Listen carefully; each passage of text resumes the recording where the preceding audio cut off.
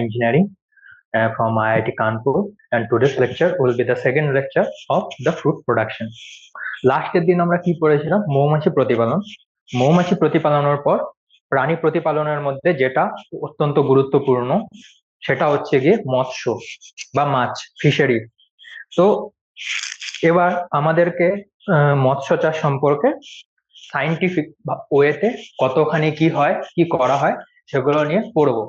মূলত এখানে বলে রাখা ভালো যে যে মৎস্য চাষের জন্য যে সাইন্টিফিক পড়াশোনাগুলো করা হয় সেটার জন্য কিন্তু আলাদা সাবজেক্ট এবং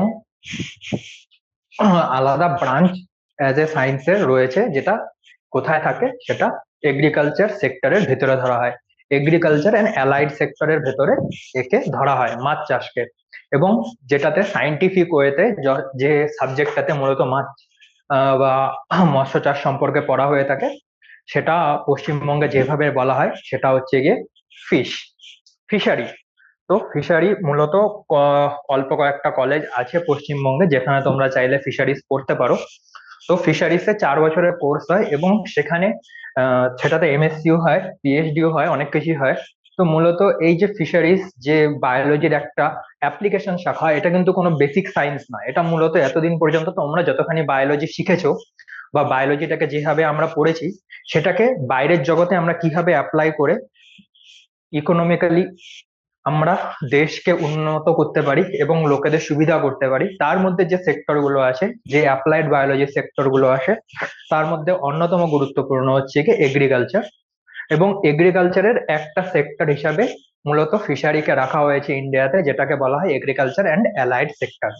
তো ফিশারিজ প্রথমে আমাদের যেটা জানতে হবে যে যখন মূলত বাংলায় বলা হচ্ছে মৎস্য চাষ, মৎস্য কথা অর্থ হচ্ছে গিয়ে মাছ, কিন্তু যখন আমরা সাইন্টিফিক ওয়েতে পড়বো যে মাছ চাষ বা মৎস্য চাষ কি, তখন কিন্তু একটু ধারণাটা পাল্টে যাবে। যেমন শুধু কিন্তু আমরা মাছ এখানে আলোচনা করব না, এখানে মাছের সাথে সাথে আরো কি নিয়ে আলোচনা করা হবে? চিংড়ি, কাঁকড়া, গলদা চিংড়ি, খাদ্যযোগ্য ঝিনুক ইত্যাদি। অর্থাৎ জলজ যে প্রাণীগুলোকে মানুষ খাদ্য হিসাবে গ্রহণ করে বা জলজ যে প্রাণীগুলো ইকোনমিক্যালি ইম্পর্টেন্ট, যেমন মানে তোমরা অনেক সময় দেখে থাকবে যে অনেকের বাড়িতে অ্যাকোয়ারিয়ামে মাছ থাকে। কি মাছ থাকে? সেখানে তোমরা হয়তো কোনো একটা গোল্ড ফিশ পাবে, গোল্ড ফিশে আরো অনেক ধরন থাকতে পারে, সি হর্স, তো বা অন্য জায়গায় যেগুলো চিড়িয়াখানা থাকে সেখানে ডলফিন বাগেরা রাখা হয়। তো এই সবকিছুকে কিন্তু যখন মৎস্য চাষ বলা হবে সেটার মধ্যে ইনক্লুড করা হয়। বোঝা গেল? তো মূলত আমরা যেটাকে মাছ চাষ বলে খুব অল্প বিস্তর ভাবছিলাম, আসলে কিন্তু সেটা অনেকটাই বলো, যে শুধু মাছ নয়, যত রকমের ইকোনমিক্যালি ইম্পর্টেন্ট বা খাদ্যযোগ্য প্রাণী জলজ, তাদেরকে যেভাবে প্রতিপালন করা হয় বা তাদেরকে যেভাবে এক্সপ্লয়েট করা হয় বা তাদেরকে যেভাবে ব্যবহার করা হয় মানুষের উন্নতির জন্য, সেটাকে যেখানে পড়া হয় সেটাকে কি বলে? সেটাকে বলা হয় মৎস্য চাষ। এখানে মূলত মৎস্য চাষ বলতে যা বোঝানো হয়েছে সেটা হচ্ছে এটাই। তো আমরা মাছ খাই, বিশেষ করে বাঙালিরা তো মাছ খাওয়ার জন্য যথেষ্টই প্রসিদ্ধ। যারা পশ্চিমবঙ্গের বাইরে থাকো তারা অবশ্যই, আমি জানি, মাছকে অনেকটাই মিস করো, এবং যারা পশ্চিমবঙ্গের ভেতরে থাকো তারা তো একদমই মিস করো না, তাদেরকে দেখে আমার হিংসা হয়।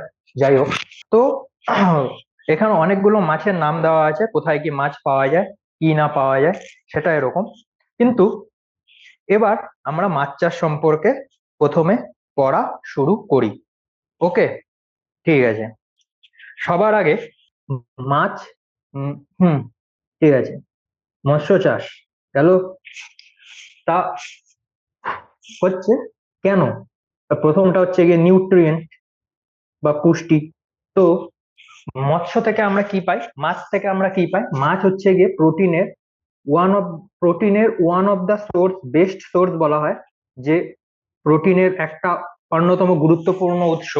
কিন্তু যদি তুমি প্রাণীজ ফ্যাট সম্পর্কে আলোচনা করো, তাদের কম্পোজিশন তুমি দেখো, তাহলে কিন্তু একটা খুব চমকপ্রদ তথ্য তোমরা জানতে পারবে, যে যে কোনো ফিশ অয়েল কিন্তু অনেকটাই পুষ্টিগতভাবে উন্নত এবং স্বাস্থ্যের দিক থেকে অনেকটা উপযোগী, রেদার দেন কিসের থেকে?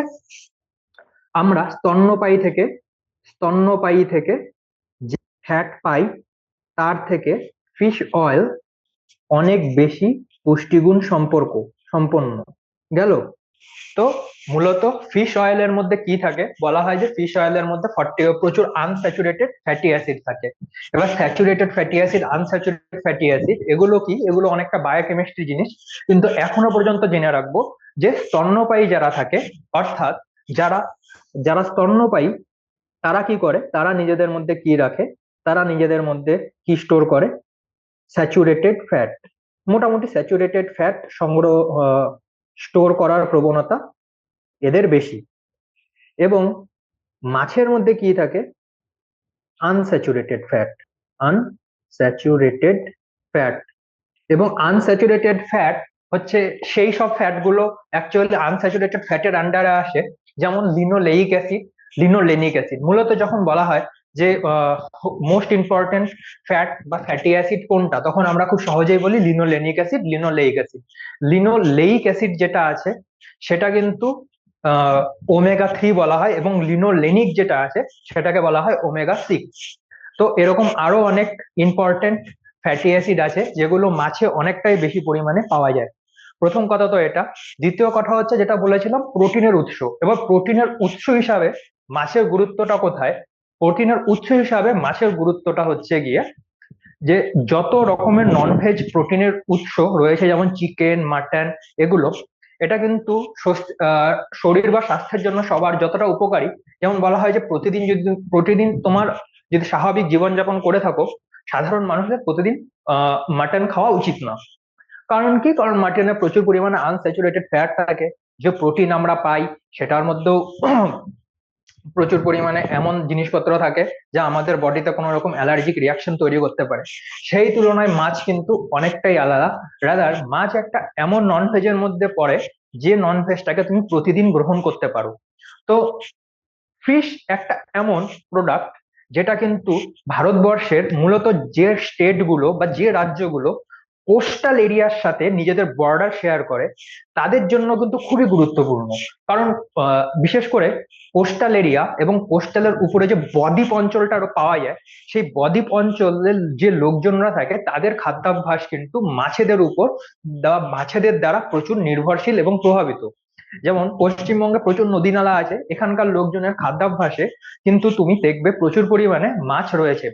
অন্যদিকে তুমি যদি একটু দক্ষিণের দিকে যাও, যেমন ধরা যাক মানে কর্ণাটক বা ওড়িশা কোস্টাল এরিয়া বা সমুদ্রের কাছের এরিয়া, সেখানে কিন্তু দেখবে যে তারা সমুদ্রের মাছ খেতে বেশি অভ্যস্ত, এবং তারা কিন্তু সেই খাদ্যাভ্যাসের দ্বারাই ধীরে ধীরে চলছে তাদের এরকম। তো মাছ কিন্তু খাদ্যের উৎস হিসাবে ভারতবর্ষের একটা খুব গুরুত্বপূর্ণ অংশ। এবং ফিশারিজ আর একটা কি প্রয়োজন, ফিশারিজের ফিশারিজের আর একটা প্রয়োজন হচ্ছে গিয়ে ইকোনমি।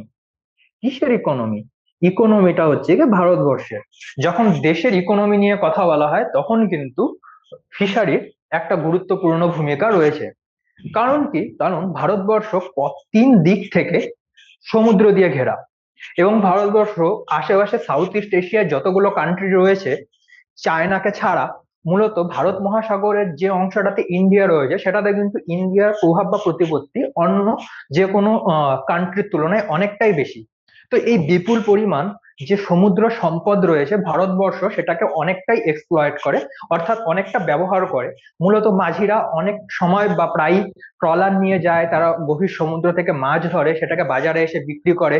বা এমন কোনো মাছ যেমন ইলিশ হয়ে গেল বা চিতল হয়ে গেল, এই মাছগুলোকে কিন্তু এক্সপোর্টও করা হয়, কারণ এগুলোর কিন্তু গুরুত্ব অনেকটা বেশি। তো এই হচ্ছে গিয়ে ইকোনমির উপর প্রভাব। এবার আমরা দেখব যে ইকোনমির উপর প্রভাব ঠিক আছে, কিন্তু ভারতবর্ষের স্থান এই ফিশারিজে কত। তো বলা হয় যে ইন্ডিয়ার র্যাঙ্ক কত, যখন ফিশারিজ বলা হয় তখন একে র্যাঙ্ক দেওয়া হয় থার্ড অল ওভার ওয়ার্ল্ড। এবং যখন বলা হয় অ্যাকুয়াকালচার তখন ধরা হয় সেকেন্ড। তো যে কান্ট্রি পুরো পৃথিবীতে ফিশারিজে থার্ড এবং অ্যাকুয়াকালচারে সেকেন্ড র্যাঙ্ক রাখে, তাহলে তাদের ইকোনমি বা জিডিপির ওপর ফিশ বা মাছের প্রভাব কতটা বেশি সেটা তোমরা খুব সহজেই বুঝতে পারো। তো ইকোনমি এবং খাদ্যের একটা এত বড় গুরুত্বপূর্ণ অংশ হওয়ায় ফিশারিজকে নিয়ে সায়েন্টিফিক আলোচনা এবং কিভাবে আমরা ফিশারিজকে আরো অনেকটা সায়েন্টিফিক পদ্ধতিতে উন্নত করতে পারি, যাতে আমরা অধিক পরিমাণে ফসল এবং অধিক পরিমাণে অর্থ লাভ করতে পারি। তার জন্য আমাদের ফিশারিজ বা ফিশারি সম্পর্কে জানা কিন্তু যথেষ্ট গুরুত্বপূর্ণ। এখানে মূলত যেমন বললাম যে একটা সময় কলেজে তোমার ফিশারিজ পড়ানো হয়, মূলত সেই কলেজ লাইফে তোমাদের ফিশারিজ কে নিয়ে যা পড়ানো হয় সেটারই একটা ছোট্ট এবং গ্লিমস তোমাদের বইয়ে আছে। ছোট্ট গ্লিমস বলতে গেলে খুবই ছোট, নিয়ারলি আহ 2 পাতাও নেই, 1 পাতাও নেই, খুবই ছোট। তো আজকে আমরা এই মৎস্য চাষ সম্পর্কে পড়বো, এবং বইয়ে যেমনটা অনেক কিছু দেওয়া নেই, চেষ্টা করব যে সেখান থেকে কিছু বেশি যাতে তোমাদেরকে পড়ানো যায়, যাতে তোমরাও উপকৃত হও, জিনিস সম্পর্কে জানো, এবং তার সাথে সাথে যাতে তোমাদের বুঝতে সুবিধা হয়। তো এটা ছিল ফিশারিজ এর ইন্ট্রোডাকশন। এবার ইন্ট্রোডাকশন থেকে আর সরি এবং সরে শুরু করি। কি শুরু করব, যে সাইন্টিফিক ওয়ে কি। তো সবার আগে ধরা যাক মাছ চাষকে কি বলা হয়। মাছ চাষকে বলা হয় পিসিকালচার। ওকে, পিসি কালচার। তো পিসি কালচার শব্দটা যখন বলা হয় তখন কিন্তু আমাদের বারবার মাথায় রাখতে হবে, পিসি কালচার যখন বলা হচ্ছে তখন কিন্তু শুধুমাত্র মাছেদের জন্যই বলা হচ্ছে, অর্থাৎ শুধুমাত্র মাছেদের জন্যই বলা হয়। গেল, কি পিসি কালচারটা কি, কি বিজ্ঞানসম্মত যে নর্মাল সংজ্ঞা দেওয়া হয়, যে বিজ্ঞানসম্মত পদ্ধতিতে মাছেদের প্রতিপালন। গেল, এটা হচ্ছে গিয়ে পিসিকালচার। এবং পিসিকালচারের সাথে অত্যন্ত সম্পর্কযুক্ত আর একটা টার্মিনোলজি আছে, সেটাকে কি বলা হয়, সেটাকে বলা হয় ফিশারি। ফিশারিতে কি বলা হয়, ফিশারিতে বলা হয় যে না, শুধু মাছ না, ও মূলত বলে রাখা ভালো, পিসিকালচারে শুধু মাছ বলতে শুধুমাত্র খাদ্যযোগ্য মাছেদের কথা বলা হচ্ছে না। নর্মাল অ্যাকোয়ারিয়ামে যে মাছগুলো রাখা হয় বা যেসব মাছকে আমরা খাদ্য হিসেবে গ্রহণ করি না কিন্তু অন্যরকম ভাবে ইকোনমিক্যালি ইম্পর্টেন্ট, তাদেরকেও কিন্তু পিসিকালচারের আন্ডারে রাখা হয়।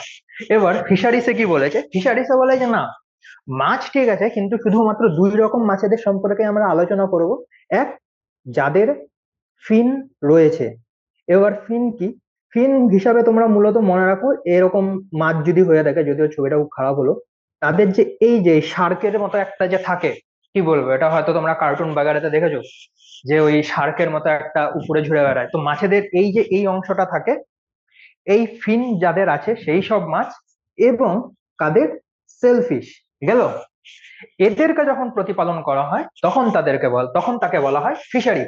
কিন্তু মূলত যখন তোমরা বাজার ঘাটে যাবে তখন কিন্তু ফিশারি বলতে গেলে কিন্তু আরো অনেক কিছু বোঝাতে পারে, যেটা কিন্তু হয়তো স্ট্রিক্টলি শুধুমাত্র ফিন বা শেলফিশের আন্ডারে না। এবার মনে রাখতে হবে, যখন আমরা বিজ্ঞান পড়ি এবং যখন আমরা সাধারণ লোকেদের সাথে কথা বলি, টার্মিনোলজির মিনিং কিন্তু অনেকটাই আলাদা হয়, অনেক সময় টার্মিনোলজিও আলাদা হয়ে যায়।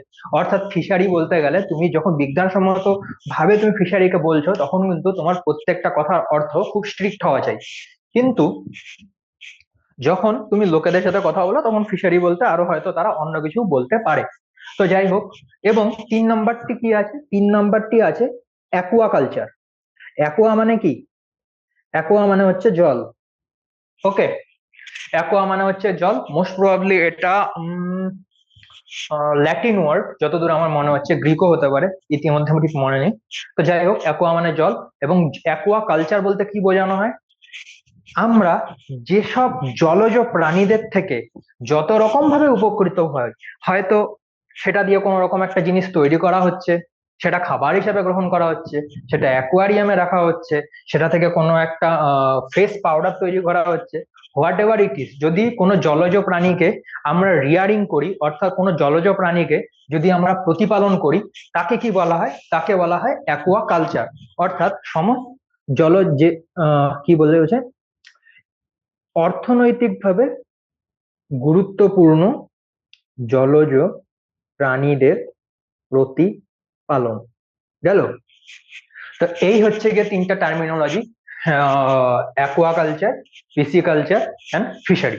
ঠিক আছে, এবং যে জিনিসটা তোমাদেরকে বলা হয়নি সেটা বলে রাখি, যে যখন 1960-এর দশকে, যখন আহ গমের উৎপাদন বিশেষ করে পাঞ্জাব এবং হরিয়ানার দিকে প্রচন্ড পরিমাণে বেড়ে গেছিল। কারণ কি ছিল? সবুজ বিপ্লব। এবার সবুজ বিপ্লবটা কারণ নেই, গমের প্রোডাকশন ইনক্রিজের জন্য সবুজ বিপ্লব কারণ ছিল না। মূলত গমের প্রোডাকশন ইনক্রিজ হওয়াটাকেই বলা হয় সবুজ বিপ্লব।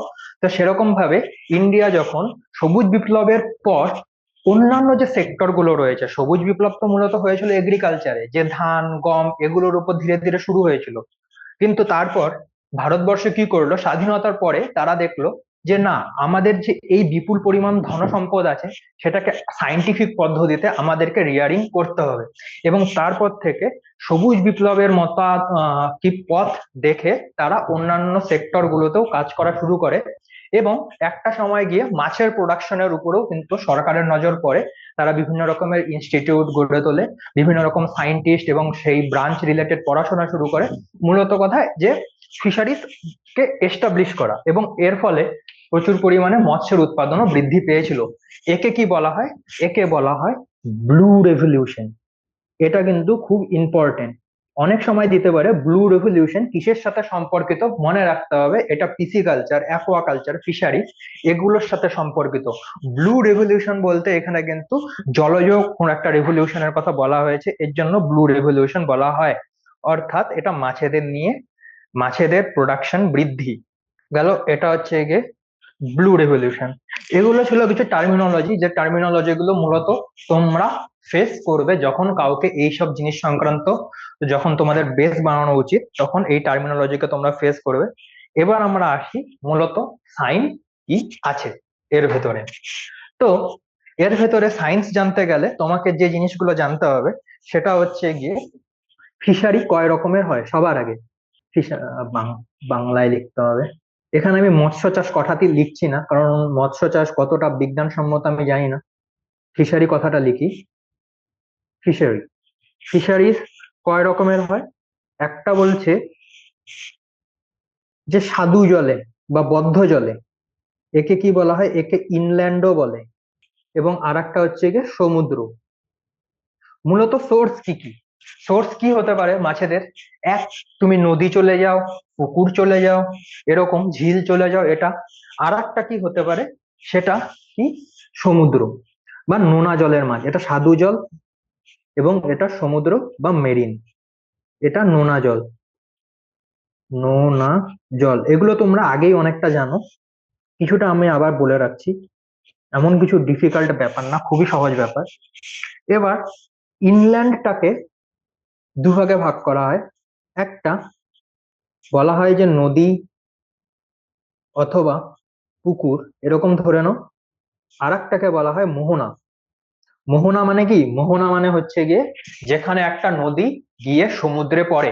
এবার নদীর থেকে আমরা যখন মাছ পাই সেটা কিরকম পেতে পারি? এক, নদীর অনেক উপরে, ধরা যাক তুমি কোনো একটা নদীর উৎসের ওখানে নদীর মধ্যে যে মাছ আছে সেটাকে তুমি খাদ্য হিসেবে গ্রহণ করতে পারো। অথবা তুমি নদীটা যেখানে গিয়ে মিশেছে সমুদ্রের মধ্যে সেখানেও আলাদা রকমের মাছ পাওয়া যাবে, সেটাকেও খাদ্য হিসেবে গ্রহণ করা হয়। তো নদীর মাছেদের মধ্যে কি পড়ে? নদী এবং পুকুরের মধ্যে খুব সহজ, রুই, কাতলা, মৃগেল, এরকম। এবার মোহনার মাছেদের মধ্যে কি কি আসে? মোহনার মাছেদের মধ্যে আসে তোপসে। আরে ভাই, তোপসে এক গেল। 2 নম্বর কি হতে পারে? উম ভেটকি, এই ধরনের পার্শে, এই টাইপের। আর নোনা জলের মাছ বলতে কি বোঝানো হয়? নোনা জলের মাছ 2 রকমের হয়। এক বলা হচ্ছে কোস্টাল, অর্থাৎ এটা ধরো সমুদ্র যেখানে মানে কি স্থল। কোস্টাল বলতে কি বোঝানো হচ্ছে? কোস্টাল বলতে বোঝানো হচ্ছে যেখানে সমুদ্র খুব মানে কাছের সমুদ্রের, অর্থাৎ যেখানে ডাঙার সমুদ্রের যে লাইন আছে তার আশেপাশে, অর্থাৎ যেখানে বিচ থাকে তার আশেপাশে যে আহ জায়গায় মানে বা কোস্টাল এরিয়াতে যতটা করা হয় মাছ, তাদেরকে বলা হয় কোস্টাল এরিয়ার মাছ। এগুলোর মধ্যে অনেক কিছু আছে, যেমন পমফ্রেট, হেরিং, এই টাইপের। আর একটা বলছে ডিপ, ডিপ সি, অর্থাৎ এটা গভীর সমুদ্রের মাছ, গভীর সমুদ্র। এখানে কি কি পাওয়া যেতে পারে? এখানে অনেক কিছুই পাওয়া যায়। তোমরা যারা হয়তো কলকাতার মার্কেট বাগেরা ঘুরেছো তারা হয়তো অনেকেই জানো যে শার্ক বা অন্যান্য যে সামুদ্রিক প্রাণী আছে সেগুলো, যেমন ইলিশও অনেকটাই সমুদ্রের কাছাকাছি দ্বীপ সমুদ্রেই থাকে। ওর তারা যখন সন্তান প্রসব করতে হয় তখন তারা বাইরে আসে, বাকি তারা ওখানেই থাকে।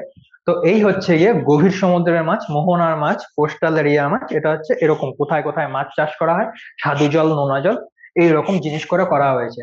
তো এখান থেকে মূলত যদি তোমাদের পরীক্ষায় আসে এক্সাম্পল আসতে পারে, এবং এই এক্সাম্পল গুলো অবশ্যই এমন এক্সাম্পল দিবে যেটা তোমাদের নর্মাল মস্তিষ্কে, অর্থাৎ তোমাদের জীবনযাত্রা দিয়ে তোমরা খুব সহজেই বিচার করতে পারো। অবশ্যই কেউ ওখানে গিয়ে লিখে দিয়ে আসো না, এসো না কি নোনা জলের মাছ হচ্ছে গিয়ে রুই, কাতলা, এগুলো কিন্তু যাতে ভুল না হয়। মূলত কোনটা কোন জায়গাকার মাছ সেটা সম্পর্কে কিন্তু সম্যক জ্ঞান থাকা উচিত, এবং হোপফুলি এগুলো আমাদের আজকের পড়ার আগেই তোমাদের ছিল বলেই আমি ধরছি। তো এরপর কি আছে? এরপর আছে যে আমরা এই যে মাছ চাষ করব, এতক্ষণ ধরে চিৎকার করা হচ্ছে যে বিজ্ঞানসম্মত পদ্ধতিতে মাছ চাষ, বিজ্ঞানসম্মত পদ্ধতিতে মাছ চাষ। তো বিজ্ঞানসম্মত পদ্ধতিতে যে মাছ চাষগুলো করব, তো সবার আগে ব্যাপার হচ্ছে গিয়ে কোন মাছগুলোর চাষ করা উচিত। তো কোন মাছগুলোর চাষ করা উচিত? যে মাছগুলোর চাষ করা উচিত তাদের মধ্যে সব থেকে গুরুত্বপূর্ণ হলো কার্প। কার্প বলতে তোমরা অনেকেই শুনেছো, যারা বাজারে যাও বা বাজারে দেখেছো গেছো বাবা মার সাথে, তারা কিন্তু জানো যে অনেক মাছ পাওয়া যায় যাদেরকে এরকম ভাবে নামে ডাকা হয়, সিলভার কার্প, গ্যাস কার্প, এরকম। তো এই কার্প জিনিসটা কি? তো কার্প হচ্ছে গিয়ে সেই সব মাছ যাদের প্রতিপালন করা যথেষ্ট সহজ, এবং এদেরকে আইডেন্টিফাই করার জন্য 3 থেকে 4টি খুব সহজ বৈশিষ্ট্য রয়েছে। তো কার্পের কি কি সহজ বৈশিষ্ট্য রয়েছে আইডেন্টিফাই করা? তার মধ্যে একটা হচ্ছে গিয়ে সাইক্লয়েড আঁশ। সাইক্লয়েড আঁশ কি বলা হয়েছে যে এই সব মাছেদের বডিতে যে সমস্ত বডিতে অবশ্যই থাকবে না, মূলত পটকা যেখানটা আছে সে তার আশেপাশে যে আঁশগুলো থাকে সেটাকে বলা হয় সাইক্লয়েড আঁশ। এবার সাইক্লয়েড আঁশের ছবিটা দেখবো। যদি সাইক্লয়েড আঁশের ছবিটা দেখি তাহলে কেমন দেখা যাচ্ছে? এরকম গোল গোল, এই সাইকেল টাইপের জন্যই একে বলা হয় সাইক্লয়েড আঁশ। গেল। এবার দ্বিতীয় বৈশিষ্ট্য কি বলেছে কার্প, যে যে আর এক বৈশিষ্ট্য থাকতে হবে তাকে কি বলা হয়?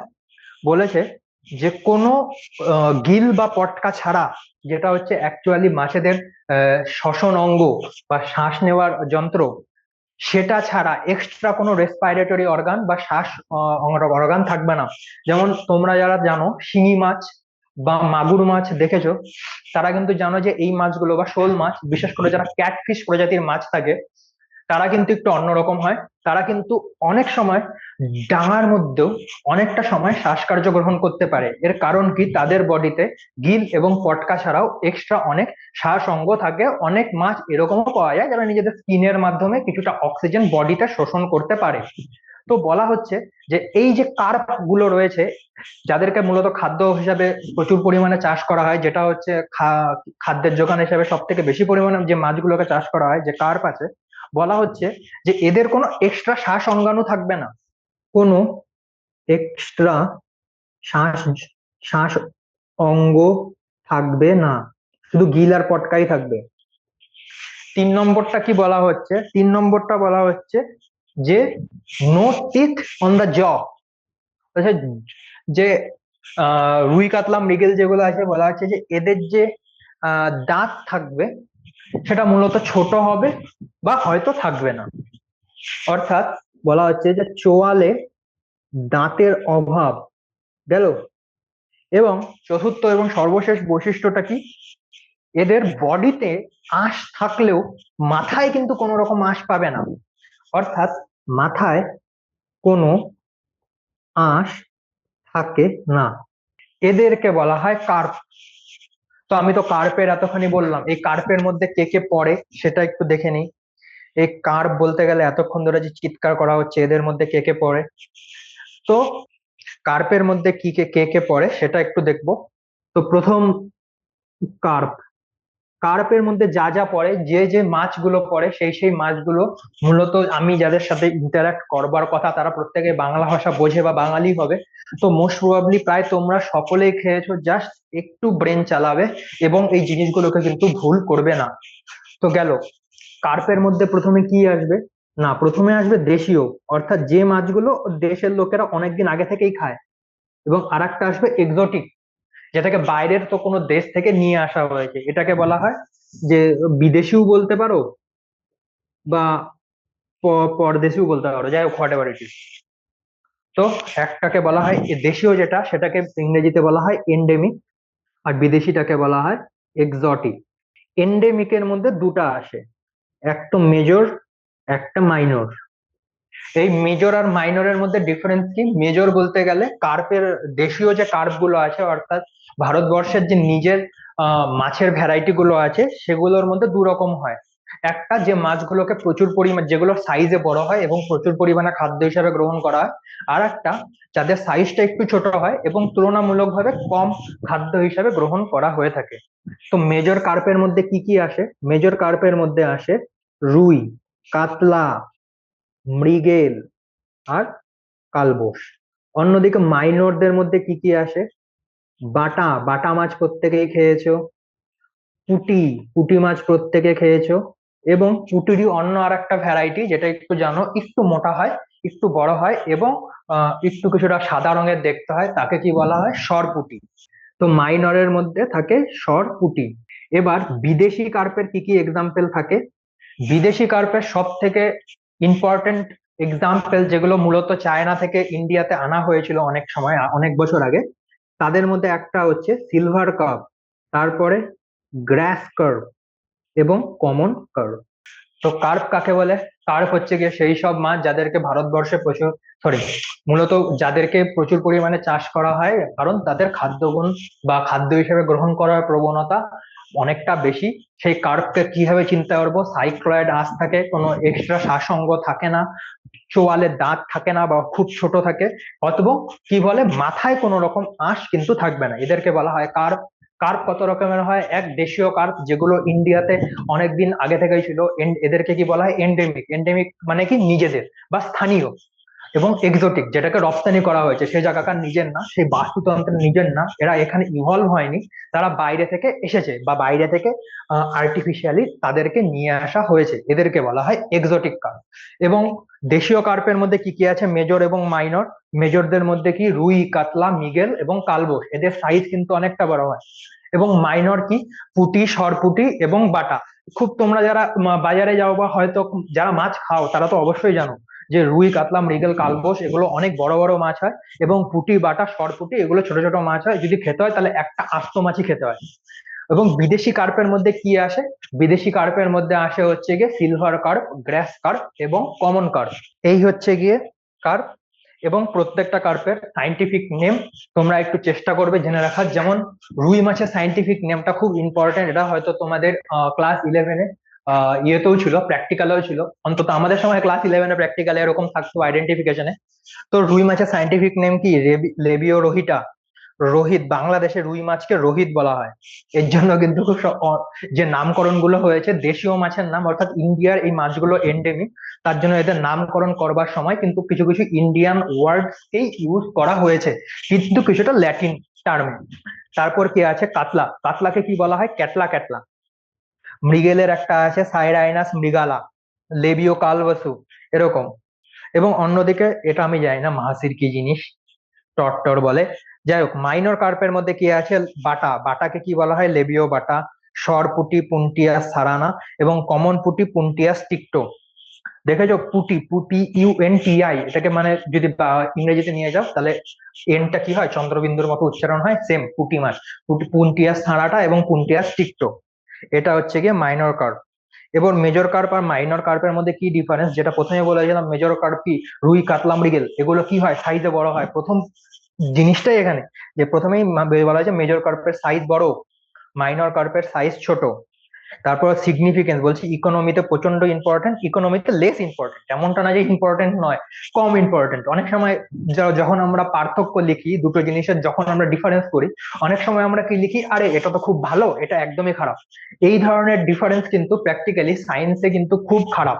কারণ টার্মিনোলজিটা সবসময় সায়েন্টিফিক ওয়েতেই বলা উচিত, কারণ সায়েন্স যখন পড়া হয় এটা কিন্তু প্রায় প্রত্যেকটা সাবজেক্ট, বাকি তোমরা যেগুলো পড়ে থাকো সাহিত্য বা অন্য কিছু, তার থেকে কিন্তু অনেকটাই আলাদা। এখানে কিন্তু আমরা কোনো, সবসময় কোনো কিছু স্ট্রিক্ট হয় না, অনেকটাই আলাদা হয়, কিন্তু তবুও তোমাকে নিজের ভাষার মাধ্যমে সেটাকে অত্যন্ত সঠিকভাবে এবং সরলভাবে এক্সপ্রেস করতে হয়।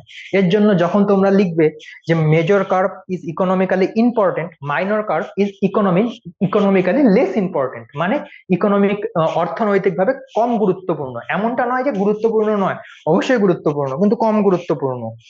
এবং এর মধ্যে আরো হাজারটা তুমি পেয়ে যাবে, কি নিউট্রিশন মোর, নিউট্রিশন লেস, জানি না এটা কিসের ভিত্তিতে বলেছে, বাট এরকম আরো হাজারটা তুমি ডিফারেন্স পেয়ে যাবে, কিন্তু মেইন যে ডিফারেন্সটা সেটা কিন্তু অবশ্যই মনে রাখবে, সাইজে বড় সাইজে ছোট, অর্থনৈতিক ভাবে ইম্পর্টেন্ট অর্থনৈতিক ভাবে কম ইম্পর্টেন্ট। এটা গেল হচ্ছে ইসের পার্থক্য। এবার একটু ছবি টবি গুলো দেখে নিই। মূলত এখানে অনেকটা লেখা আছে ক্যারেক্টারিস্টিক ফিচার্স, হ্যাবিটেট বাগেরা এরকম। তো এই যে এদের ক্যারেক্টারিস্টিক্স এবং হ্যাবিটেট, এই জিনিসগুলো কেন ইম্পর্টেন্ট, এগুলো আমি আজকের নোটে দেখাচ্ছি এরকম, কিন্তু অবশ্যই এগুলো অতটা বেশি ইম্পর্টেন্ট না। আমি বলতে চাই যে এগুলো হয়তো এখনো পর্যন্ত তোমাদের ক্লাসের জন্য অতটা ইম্পর্টেন্ট নয়, কিন্তু এদের হ্যাবিটেটটা কেন গুরুত্বপূর্ণ, সেই হ্যাবিটেটটাকে বোঝার জন্য কিন্তু তোমাদেরকে একটু সায়েন্স জানতে হবে। এবং এটা হচ্ছে গিয়ে নর্মাল ইকোলজিতে আমরা যে সায়েন্স পড়ে থাকি সেই সায়েন্সটাই। ধরা যাক এটা একটা পুকুর, ধরা যাক এটা একটা পুকুর, তো এটাকে মূলত তিনটে লেয়ারে ভাগ করা হয়। একটাকে বলে যে সারফেস ফিডার। সারফেস ফিডার মানে কি, যারা এইটাকে কি বলা হয়, সারফেস, উপরের তলকে সবসময় সারফেস বলা হয়। তো কিছু কিছু প্রাণী, কিছু কিছু মাছ আছে, কার্প আছে, মূলত এখানে কিন্তু কার্পদের সম্পর্কে ডিসকাস করা হচ্ছে, তোমরা কিন্তু অন্য কোনো মাছে নিয়ে গিয়েও না, কেউ কিন্তু এটা ভেবে বসো না যে হ্যাঁ আমি গোল্ড ফিশ সম্পর্কে ডিসকাস করছি, তেমনটা নয়। তোমাদেরকে খুব ছোট ভাবে এখানে ফিশারিজ দেওয়া হয়েছে বা অ্যাকোয়াকালচার দেওয়া হয়েছে, এখানে অন্যান্য প্রাণী বা অন্যান্য জলজ জীবেদের সম্পর্কে আলোচনা করার অতটা স্কোপ নেই, কিন্তু কার্পের সম্পর্কে তোমাদের কিছুটা আমার মনে হলো জানিয়ে দেওয়া উচিত, তার জন্য আমি বলছি। তো এখানে কার্পের সম্পর্কে বলা হয়েছে, এদের মধ্যে কি কি রয়েছে, একটা রয়েছে সারফেস ফিডার, যেটা শুধুমাত্র উপরতলায় যতখানি খাবার টাবার পাওয়া যায় ততখানি খাবে। এর মধ্যে কি আসে, এর মধ্যে দেশীয়তে আসে হচ্ছে গিয়ে রুই, আর সরি রুই না, এখানে কি আসে কাতলা দেশীয়তে, এবং বিদেশিতে কি আসে, এক্সোটিকে কি আসে, সিলভার কার্প।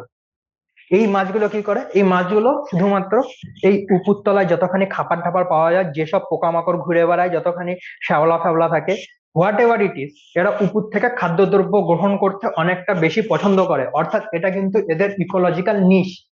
বারবার হ্যাবিটেট কথাটা বলা হচ্ছে, হ্যাবিটেট মানে একটা, এটা মানে ইকোলজিক্যাল নিশ এবং হ্যাবিটেটের মধ্যে ডিফারেন্স হচ্ছে গিয়ে এটাই, যে কোনো একটা প্রাণী কম্পিটিশন যদি না দেওয়া হয় সে কিন্তু নিজেকে অনেকটাই বিস্তৃত করতে পারে।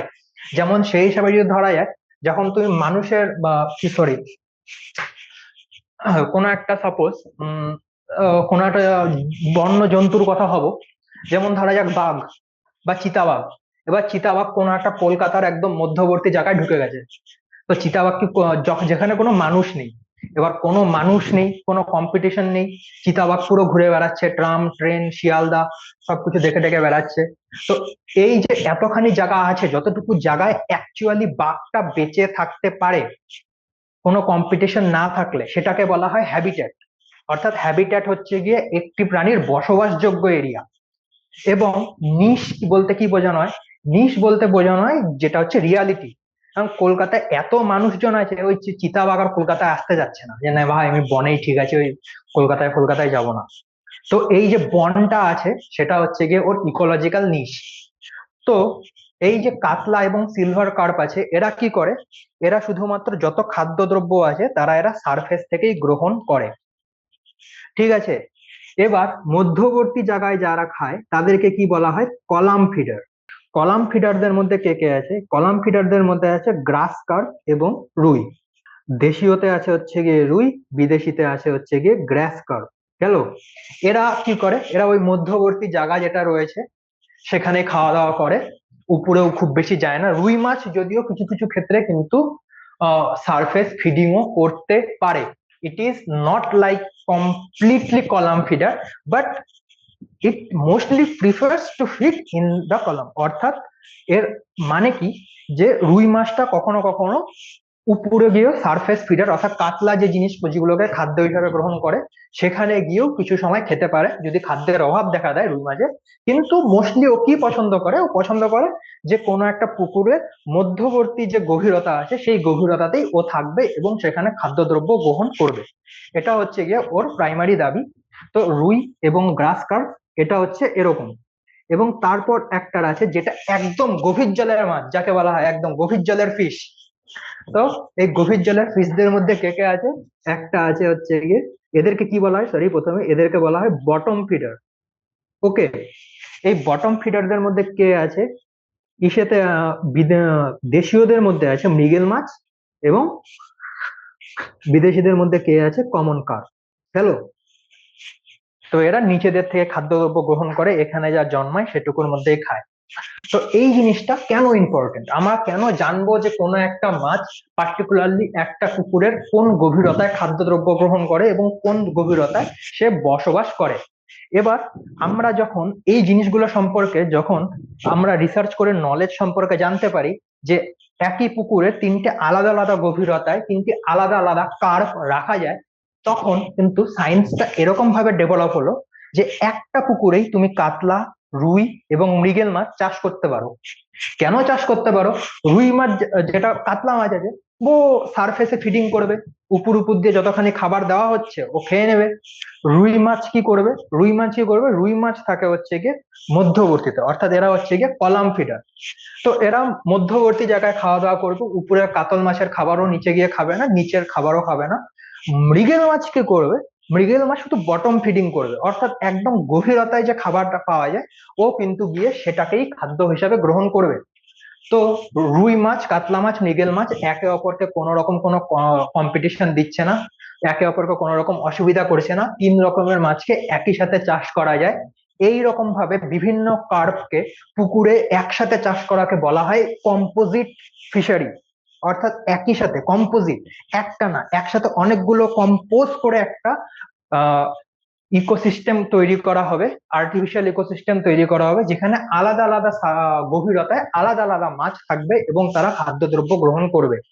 এবং সেম রকম ভাবে তিনটি বিদেশি কার্প, যেটা বললাম সিলভার কার্প, গ্রাস কার্প এবং কমন কার্প, এদেরকেও ভারতবর্ষে ঠিক সেরকম ভাবেই ইন্ট্রোডিউস করা হয়, যাতে এদেরকে যখন চাষ করা হয় এরাও কিন্তু প্রত্যেকটা আলাদা আলাদা গভীরতায় গিয়ে আলাদা আলাদা রকম ভাবে খাদ্যদ্রব্য গ্রহণ করতে পারে। তো এটাই ছিল এখানেও দেখতে পারো তোমরা যে সিলভার কার্প, রুই, মৃগেল তিনটে আলাদা আলাদা গভীরতায় আছে, কাতলা, গ্রাস কার্প এরা আলাদা আলাদা গভীরতায় আছে। তো এই হচ্ছে গিয়ে ব্যাপার। এবার তোমাদের এখানে তোমরা দেখতে পারো কি কি বলা আছে, সারফেস ফিডার, কলাম ফিডার, এসা গ্রাস কার্প কলাম এবং মার্জিনাল এরিয়াসে মাঝে মাঝে চলে যায়। যাই হোক, কমন ডিজিজ সম্পর্কে পরে পড়বো। তো এরকম ভাবে কম্পোজিট ভাবে চাষ করা হয়। এবার যেটা খুব ইম্পর্টেন্ট এবং খুব ইন্টারেস্টিং, সেটা হচ্ছে গিয়ে মাছকে অ্যাকচুয়ালি কিরকম ভাবে হ্যান্ডেল করা হয়। হ্যান্ডেল করা জিনিসটা কি, একটা দুটো মাছ নিয়ে সেই মাছ থেকে কিভাবে তাদের বংশ বৃদ্ধি করিয়ে আমরা প্রচুর মাছ গ্রহণ করতে পারি, এবং তাদের কিভাবে আমরা এমন ভাবে চাষ করব যাতে তার সাইজও বড় হয়, যাতে তার প্রচুর পরিমাণে বংশ বৃদ্ধি হয়। এইভাবে যে হ্যান্ডলিং করা মাছেদেরকে, সেটা কিন্তু অনেকটাই ডিফিকাল্ট এবং অনেকটাই সায়েন্স এর পিছনে রয়েছে। এবং এর পিছনে সায়েন্স গুলোকে যদি আমরা দেখি তাহলে খুব সহজেই দেখতে পারবো কি কি রয়েছে। একটা রয়েছে হ্যাচরি, সরি, কিভাবে চাষ করা হয় সেটার জন্য আমরা প্রথমে দেখব। প্রথমে কি রয়েছে, এক, এ, এটাকে বলা হয় স্পনিং পন্ড। স্পনিং পন্ড। এবার স্পনিং পন্ড জিনিসটা কি, সরি, স্পনিং পন্ড পড়ানোর আগে আমাদের আর একটা জিনিস একটু আইডিয়া না দিলে বুঝতে অসুবিধা হবে। সবার আগে মাছেদের একটা হ্যাবিট সম্পর্কে পড়া যাক, যেটা খুব গুরুত্বপূর্ণ। সেই গুরুত্বপূর্ণটা কি, সেটা হচ্ছে গিয়ে মেটিং। একটা ফিমেল মাছ এবং একটা মেল মাছ কিভাবে একে অপরের সাথে মেটিং করে, অর্থাৎ মিলিত হয়, এবং কিভাবে তাদের বংশবৃদ্ধি হয়ে থাকে। তো এটা কেন ইম্পর্টেন্ট? এটা ইম্পর্টেন্ট হচ্ছে গিয়ে এই জন্য যে মাছেদের কিন্তু টিপিক্যাল ফার্টিলাইজেশন যেটা হয় সেটা কিন্তু ম্যামেলিয়ান বার্ডস এর থেকে অনেকটাই আলাদা, রেপটাইলের থেকেও আলাদা। এটাকে কি বলা হয়? এটাকে বলা হয় মাছেদের বহির্জনন। বহির্জনন বা এক্সো ফার্টিলাইজেশন হয়ে থাকে। ওকে, তো বহির্জনন বলতে কি বোঝানো হয়েছে? বহির্জনন বলতে বোঝানো হয় যে একটা ফিমেল মাছ মেটিং এর পর তারা ডিম পাড়ে, এবং এই যে ডিমটা থাকে এটা কিন্তু আনফার্টিলাইজ, অর্থাৎ নিষিক্ত নয়। এটা হচ্ছে গিয়ে একটা হ্যাপ্লয়েড সেল, যেটা যেটাকে আমরা বলে থাকি ডিম। মূলত আমরা যে মাছেদের যে ডিমটা আমরা খেয়ে থাকি সেটা কিন্তু আনফার্টিলাইজ, সেটা কিন্তু হ্যাপ্লয়েড। গেল। তো যখন তারা মিলিত হয়, ফিমেল মাছ কি করে, তারা নিজেদের মধ্যে থেকে এই ডিমটাকে বাইরে জলের মধ্যে ডিম পাড়ে। তো এরকম ভাবে ডিমগুলো ভাসে, এবং একটা মেল মাছ কি করে, নিজেদের শুক্রাণুগুলোকে নিঃসরণ করে, এবং এই শুক্রাণুগুলো এই মেল মাছ থেকে এসে এসে এসে এসে ডিম্বাণুকে ধীরে ধীরে নিষিক্ত করে। গেল। তো এটাকে সাইন্টিফিক ভাবে কি করা হয়, কি করা হয় সেটাকে আমরা দেখব। যে মূলত একটা কি করা হয় সেটাকে আমরা দেখব। কি করে, প্রথমে আহ তোমাদেরকে মাছেদের বংশ বৃদ্ধি করতে হবে। মাছেদের বংশ বৃদ্ধি করার সময় কি করা হয়, সব থেকে যেটা সহজ পদ্ধতি সেটা হচ্ছে গিয়ে আহ দুটো মাছ নাও। কি অনুপাতে নিতে হবে? 1:2, ফিমেল ইস টু মেল। গেল। একটা স্ত্রী মাছ এবং দুটো পুরুষ মাছ, অবশ্যই হেলদি, সমস্ত রকম কোনো রোগ জীবাণু যাতে তারা মুক্ত হয়, কারণ তারা যদি হেলদি না হয়, প্যারেন্টসরা যদি হেলদি না হয়, তাদের যে অফস্প্রিং গুলো তৈরি হবে তারাও কিন্তু হেলদি হবে না। প্যারেন্টসদের মধ্যে যদি কোনো রকম ভাইরাস থাকে বা কোনো ব্যাকটেরিয়া থাকে, তারা যদি রোগ জীবাণুগ্রস্ত হয় বা তারা জেনেটিক্যালি দুর্বল হয়, তাহলে কিন্তু তাদের অফস্প্রিংরাও সেরকমই হবে, সেটা কিন্তু অর্থনৈতিক ভাবে খারাপ। এর জন্য আগেও বলা হয়েছে, প্রাণী জননের সময় আগেও বলেছিলাম, যখন ইনব্রিডিং আউটব্রিডিং করা হয় সবসময় কিন্তু মাথায় এটাই রাখা হয়, এমন কোনো একটা ইন্ডিভিজুয়াল প্রাণীকে তোলা উচিত বা এমন কোনো ইন্ডিভিজুয়াল প্রাণীদের মধ্যে মেটিং করানো উচিত যারা অনেকটাই হেলদি এবং সমস্ত রকম রোগ জীবাণু থেকে মুক্ত থাকে। তো এরকম কি করা হয়, তিনটে মাছ নেওয়া হবে, সাপোজ ধরা না, একটা ফিমেল এবং দুটো মেল, এই অনুপাতে নেওয়া হয়। এবং নেওয়ার পর কি করা হয়, নেওয়ার পর তাদেরকে ইনডিউসড ব্রিডিং করতে হয়। ইনডিউসড ব্রিডিংটা কি? What is induced breeding? Induced breeding গেল। ইনডিউসড ব্রিডিংটা কি? ইনডিউসড ব্রিডিংটা হচ্ছে গিয়ে যে কিছু কিছু মাছেদের কি হয়, যে তারা বদ্ধ জলে বা অনেক সময় নিজেদের পছন্দ, নিজেদের একটা হ্যাবিটেট না থাকলে পরে তারা কিন্তু কোন রকমের মেটিং এ পার্টিসিপেট করে না। অর্থাৎ দুটো ফিমেল ফিমেল ফিশ এবং মেল ফিশ তারা একই সাথে একই পন্ডে থাকলে পরেও তারা কিন্তু নিজেদের মধ্যে কোন রকমের মেটিং করবে না।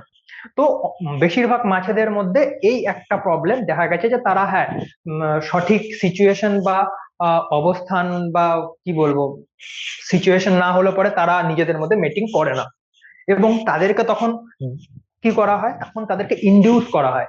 কিভাবে ইনডিউস? ইনডিউস বলতে গেলে তখন তাদেরকে বলা হয়, তখন তাদেরকে এমন ভাবে প্রভাবিত করা হয় যাতে তারা মিটিং বা মিলনে সম্মত হয়। এবং এই মাছেদের ক্ষেত্রে কি করা হয়, মাছেদের ক্ষেত্রে কি করা হয়, যে সবার আগে কি করো, যে মাছগুলোকে আহ ধরা হচ্ছে, এরকম মাছেদের দেখা যাচ্ছে, মাছেদের মাথা থেকে যেসব মাছেদের ধরা হচ্ছে সেসব মাছেদের, মানে যে মাছগুলোকে মূলত বাজারে বিক্রি করা হচ্ছে সেই সব মাছেদের মাথা থেকে সবার আগে পিটুইটারি গ্ল্যান্ড কালেক্ট করো। মাছেদের মাথা থেকে পিটুইটারি গ্ল্যান্ড কালেক্ট করা। প্রথমে পিটুইটারি গ্ল্যান্ড কালেক্ট করলে, পিটুইটারি গ্ল্যান্ড কালেক্ট করার পর কি করা হয়, সেই পিটুইটারি গ্ল্যান্ড গুলোকে হোমোজিনাইজ করা হয়, অর্থাৎ পিটুইটারি গ্ল্যান্ড গুলোকে ফাটিয়ে তাদের একটা মানে মিশ্রণ তৈরি করা হয়। যেমন আহ, ধরো মর্টার আর পেসেলের মধ্যে ওই অনেকগুলো মাছের পিটুইটারি গ্ল্যান্ডকে রাখা হলো, তারপর সেটাকে ধীরে ধীরে ধীরে ধীরে হোমোজিনাইজ করা হচ্ছে, অর্থাৎ ধীরে ধীরে ধীরে সেটাকে পেশা হচ্ছে, যাতে গ্ল্যান্ডের মধ্যে থাকা সমস্ত রকমের স্যাপ বা রস বাইরে বেরিয়ে আসে। কি করা হয়, পিটুইটারি পিটুইটারি গ্ল্যান্ড হোমোজেনাইজ করা হয়। এবার পিটুইটারি গ্ল্যান্ডের মধ্যে কি থাকবে, পিটুইটারি গ্ল্যান্ডের মধ্যে দুটো পার্টিকুলার হরমোন যেটা খুব ইম্পর্টেন্ট এই ক্ষেত্রে, সেটা হচ্ছে এলএইচ এবং এফএসএইচ। এলএইচ মানে কি? এলএইচ মানে লিউটিনাইজিং হরমোন, এন্ড এফএসএইচ কি? এফএসএইচ হচ্ছে ফলিকুল স্টিমুলেটিং হরমোন। এই এফএসএইচ এবং এলএইচ এই দুটোরই একটা ইম্পর্টেন্ট কাজ হচ্ছে, এরা যদি পুরুষ এবং স্ত্রী উভয় প্রাণীর দেহে প্রচুর পরিমাণে থাকে, তারা কিন্তু অনেকটা মিলনে উদ্যত হতে পারে বা তাদের মধ্যে এরকম মিলনের বাসনা জাগতে পারে। তো এই জিনিসটাকে এক্সপ্লয়েট করা হয় কিরকম ভাবে, যে যেসব মাছেদেরকে বাজারে বিক্রি করা হচ্ছে সেই সব মাছেদের মাথা ফাটিয়ে সেখান থেকে পিটুইটারি গ্ল্যান্ড কালেক্ট করে সেটাকে পিষে ভেতরকার যে রসটাকে বের করা হয়, যেটার মধ্যে এফএসএইচ এবং এলএইচ থাকে, যে পিটুইটারি গ্রন্থির রসকে মাছেদের দেহে প্রবেশ করানো। মাছেদের দেহে প্রবেশ করানো বলতে কি বলা হচ্ছে, যে পিটুইটারি গ্ল্যান্ড থেকে যে রসটাকে পাওয়া যায়, অবশ্যই সেটাকে কিছুটা প্রসেস করতে হয়। পিটুইটারি গ্ল্যান্ড থেকে যে রসটা পাওয়া যায় সেটা সেরকম ভাবে ইনজেকশনে ঢুকিয়ে নিয়ে সোজাসুজি মাছের দেহে তো ঢুকিয়ে দেওয়া যাবে না, তাহলে তো প্রবলেম। কারণ পিটুইটারি গ্ল্যান্ড অনেক কিছু থাকে, মূলত পিটুইটারি গ্ল্যান্ড থেকে যে রসটাকে পাওয়া যায় সেটাকে আমরা সেন্ট্রিফিউজ করি। সেন্ট্রিফিউজ করি বলতে গেলে আমরা প্রচন্ড স্পিডে সেটাকে ঘোরাই, এবং এই ঘোরানোর ফলে কি হয়, যে সেডিমেন্ট গুলো থাকে সেগুলো নিচে পড়ে যায়, উপরে একটা স্বচ্ছ সলিউশন পাওয়া যায় যেটার মধ্যে এলএইচ এবং এফএসএইচ সলিউবেল কন্ডিশনে থাকে, এবং সেই সলিউবেল যে অংশটাকে পাওয়া যায় সেটাকে একটা সিরিঞ্জের সাহায্যে কালেক্ট করে কি করা হয়, স্ত্রী এবং পুরুষ উভয় মাছেদের বডিতে প্রবেশ করানো হয়। কিভাবে প্রবেশ করানো হয়, মাছেদের দৈর্ঘ্যের অর্ধেক এক তো গেল, কোথায় পার্শ্বরেখা বরাবর 45 ডিগ্রি অ্যাঙ্গেলে, কোণে। তো যাই হোক, এরকম ভাবে ওই পিটুইটারি গ্ল্যান্ডের যে রসটা থাকে সেটাকে পরিস্রুত করে আমরা কি করি, স্ত্রী এবং পুরুষ উভয় মাছেদের দেহে প্রবেশ করাই। এর ফলে তারা কি হয়, তারা মিলনে উদ্যত হয়। এবার এরকম ভাবে 1:2 যে রেশিও ফিমেল ইস টু মেলে মাছেদের, সেরকম কি করা হয়, একটা উম কি বলে পুকুরে তাদেরকে রেখে দেওয়া হয়, এবং তখন তারা একে অপরের সাথে মিলিত হয়। মিলিত হওয়ার পর কি হয়, যেটা তোমাদেরকে আমরা এক্সো ফার্টিলাইজেশন সম্পর্কে বললাম, যে স্ত্রী মাছেরা নিজেদের যে ডিম থাকে সেটাকে বাইরে নিঃসরণ করে, পুরুষ মাছেরা নিজেদের স্পার্মকে বাইরে নিঃসরণ করে, এবং এই স্পার্ম গুলো গিয়ে কি করে, কি স্ত্রী মাছ ডিম নিঃসরণ বা ডিম্বাণু, ডিম বলবো না, ডিম্বাণু নিঃসরণ, এবং পুরুষ মাছ স্পার্ম নিঃসরণ গেল। তো এবার সেটা কি করবে, স্পার্ম গুলো গিয়ে ধীরে ধীরে সেই ডিম্বাণু গুলোকে নিষিক্ত করবে। স্পার্ম নিজে হ্যাপ্লয়েড, ডিম্বাণু গুলো হ্যাপ্লয়েড, একে অপরকে ফার্টিলাইজ করে দিল, হয়ে গেল জাইগোট বা ডিপ্লয়েড। তো এরকম ভাবে প্রথম জাইগোট বা ডিম পাওয়া যায়, যেটা থেকে পরবর্তীকালে অন্যান্য মাছ তৈরি হতে পারে।